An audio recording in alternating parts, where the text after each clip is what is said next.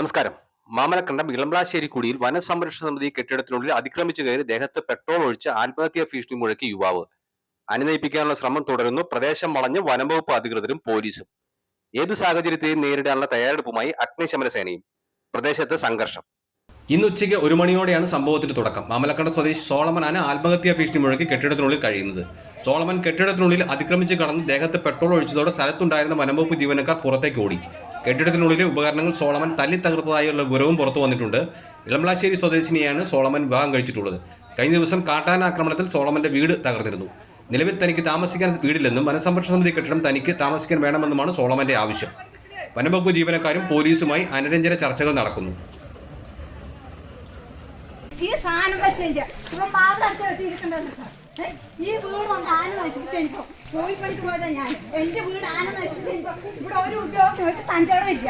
ഇവനിപ്പോ ആദ്യമായിട്ട് ഇപ്പരിക്കകത്ത് കയറിയിരിക്കുന്നത് ഇവനെന്നാ ഇവിടെ ആന വരുമ്പോ പറയുമ്പോഴത്തേക്ക് ഇതിനകത്ത് കയറി പാലടിച്ചിരിപ്പാണ് ചെയ്യേണ്ടത്.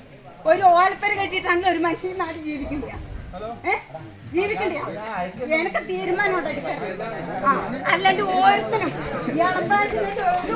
ഒരു ഉദ്യോഗസ്ഥൻ ഞാൻ മുഖോത്തിയ എന്റെ വീടാ കളഞ്ഞാൽ